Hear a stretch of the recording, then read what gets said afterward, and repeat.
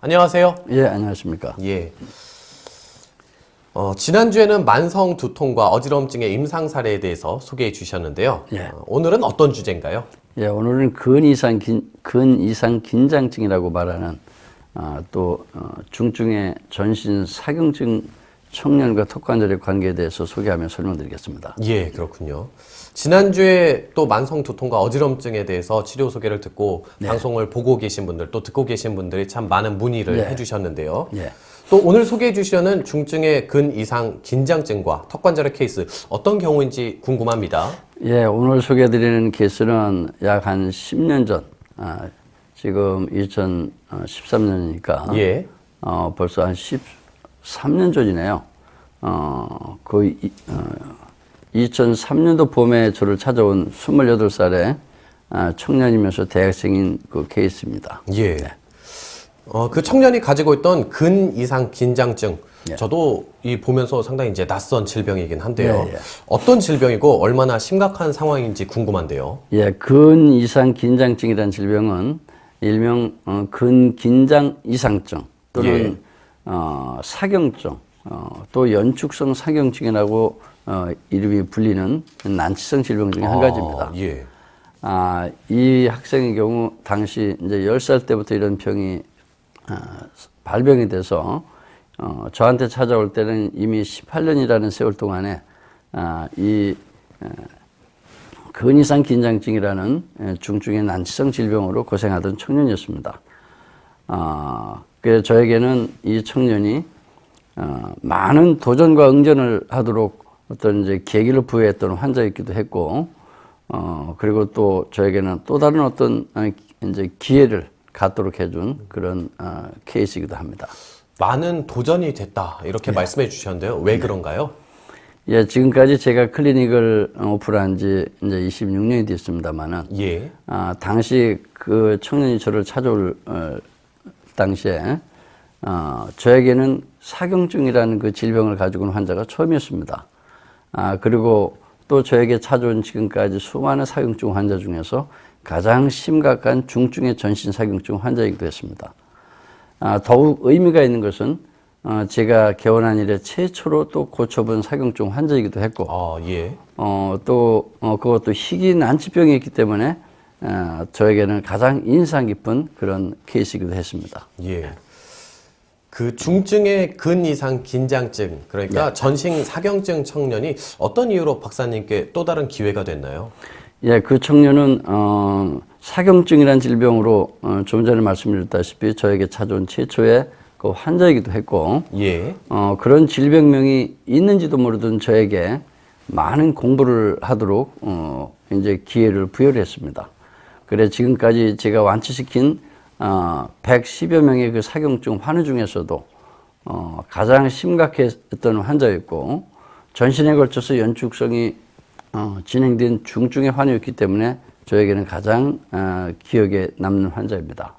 그리고 또 그 환자를 통해서 무슨 일이 있더라도 이 청년을 꼭 고쳐보게 말겠다는 저에게 오기가 발동하도록 해줬고, 그리고 저에게 그래서 일대 계기를 마련해준 그 환자가 아니었나 그렇게 생각이 됩니다.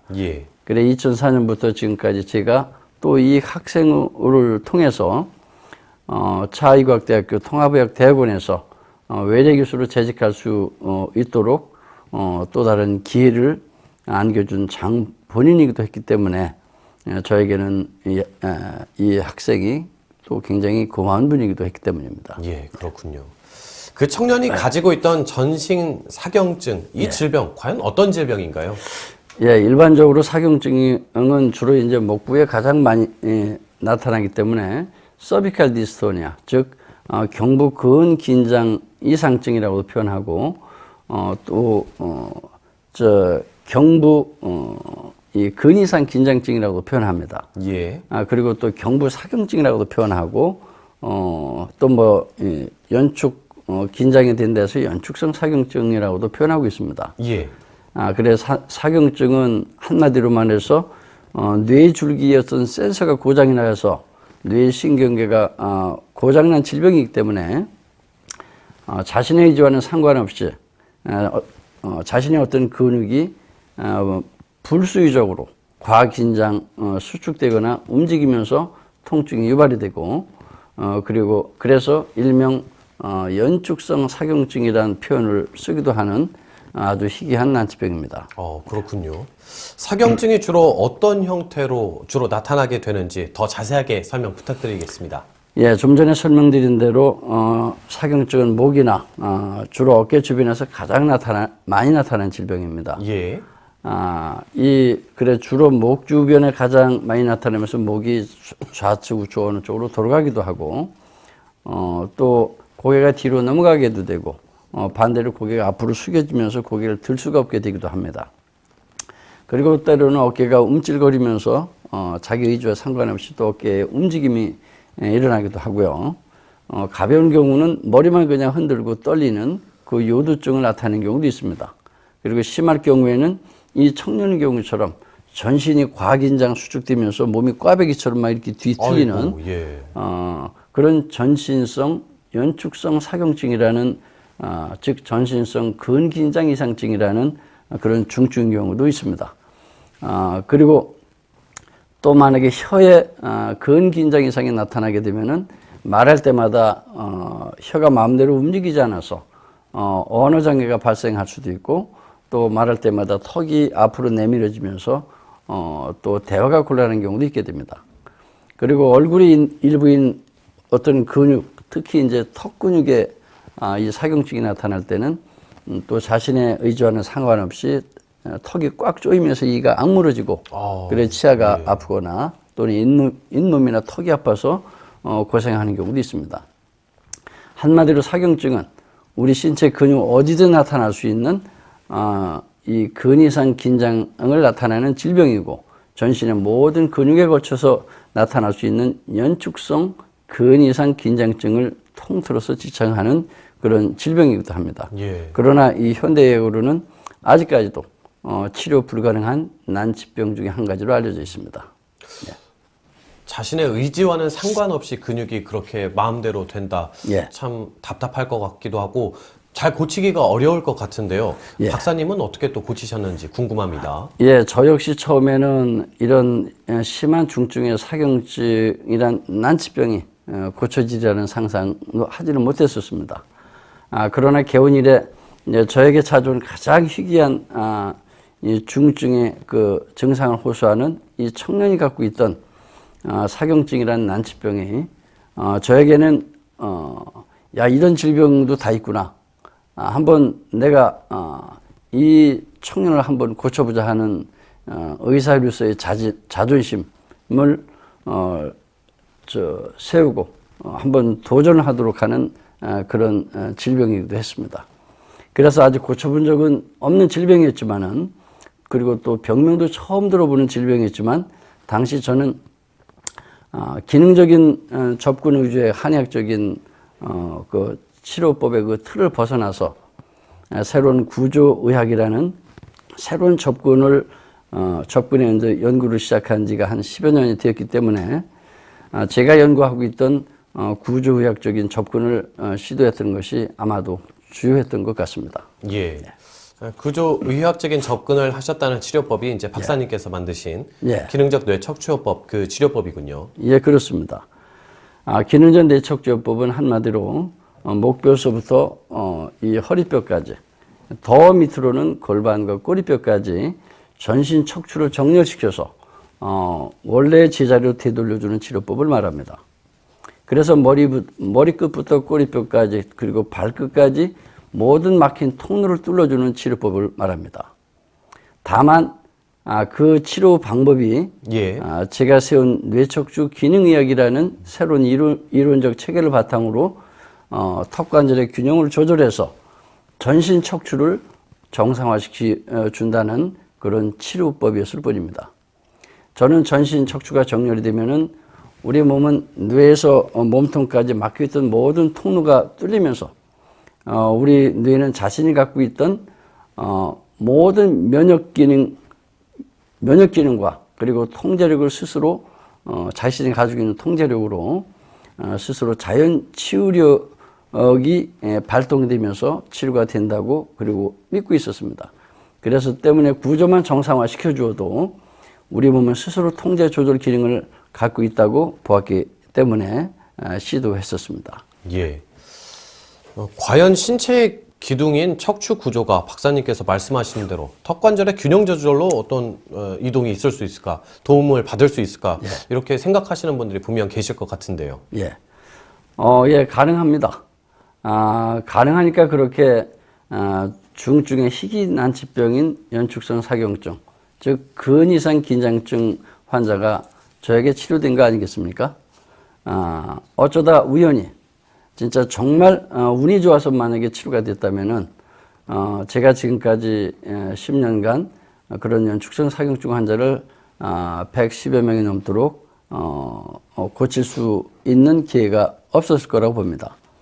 저도 처음에는 도대체 어떤 이유로 치료되는지 사실은 그 치료가 되는 그 이유가 궁금해서 많은 신경학적인 공부와 연구를 했습니다.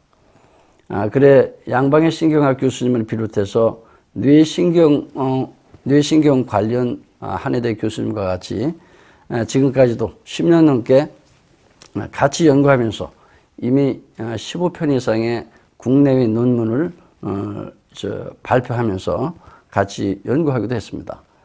그리고 턱관절의 균형이 조절되면은 9개의 뇌신경이 조절될 수가 있고, 그리고 이 신경 9개 뇌신경이 지배하는 136개의 각각의 전신 근육을 컨트롤할 수 있으며, 또 틀어진 척추 구조를 정상화시킬 수 있다는 이러한 방법이 있다는 것을 오랜 연구를 통해서 확인할 수 있었습니다. 예. 그리고 해외에서 발표된 또 많은 연구 논문을 통해서도 간접적으로 역시 확인할 수 있었습니다. 그렇군요. 턱관절 균형 장치가 척추 구조와 또 뇌신경계를 조절할 수 있는 치료 도구로 그래서 사용될 수 있는 거군요. 예, 그렇습니다. 턱관절 균형 장치를 통한 턱관절 균형 치료가 척추와 뇌신경계의 구조 중에 한 3분의 1은 커버된다고 보지만은 예. 모든 척추 구조와 신경계 구조를 정상화시켜주는 못합니다. 그래서 새로 고안된 PBT라는 골반 균형 치료 요법이라는 것이 또 탄생되게 되었고, 또 서양에서 이루어지는 CST라는 두 개의 천골 교정이라든지, 또 SOT라는 천골 후두 테크닉이라는 치료법도 저희 클리닉에서는 같이 활용하고 있습니다. 예. 설명 듣다 보니까 벌써 마무리할 시간이 됐는데요. 처음에 이제 소개해 주신 그 사경증을 앓고 있던 그 청년 어떻게 됐는지 상당히 궁금하고요. 마무리 말씀 부탁드리겠습니다. 이 청년 학생이 아니었다면은 아마도 제가 의사로서의 자존심을 건 어떤 일대 도전과 승부를 하지 않았을 거라고 봅니다. 그리고 아마도 지금의 제가 좀 없지 않았을까 하는 그런 생각도 해봅니다. 이 청년 학생은 1년이 넘는 기간까지 몸과 마음이 아주 심한 고생을 하면서도 끝까지 저에게 치료를 해서 결국은 완치가 됐습니다. 예. 그 학생의 그 치료는 결국 그 학생의 인간 승리였겠죠. 그렇지만 이 학생을 통해서 저에게도 난치병을 고칠 수 있다는 자존심의 승리였기도 했고, 지금까지 현대의학에서 불치병 또는 난치병이라고 알려진 대부분의 질병 원인이 사실은 구조의 불균형에서 비롯된다는 것을 저에게 일깨워준 커다란 또 사건이었습니다. 예. 그래 저희 이론적 체계인 뇌척추 기능의학, 그리고 그 치료법인 기능적 뇌척추요법 FCSD의 또 승리이기도 했다고 봅니다. 지금도 그 청년은 어디선가 아마도 멋지게 살고 있을 겁니다. 2003년부터 이 청년이 저희 홈페이지에 남긴 여러 개의 그 치료 수기를 어제 오랜만에 다시 읽어보면서 저도 10년 전을 돌이켜볼 수 있었습니다. 저에게 난치병도 치료될 수 있다는 자신감을 안겨준 이 청년 학생에게 이 자리를 빌어서 감사의 마음을 또 전하고자 합니다. 오늘 제 강의를 들어주신 시청자 및 청취자 여러분, 난치병의 원인은 아주 먼 곳에 있지 않습니다. 여러분의 무너진 즉 그 척추와 신경계 구조에 그 원인이 있다고 봅니다. 그리고 여러분의 척추와 신경계 구조를 무너뜨린 여러분의 턱관절의 불균형 구조에 가장 큰 원인이 있다고 봅니다. 예, 감사합니다. 네.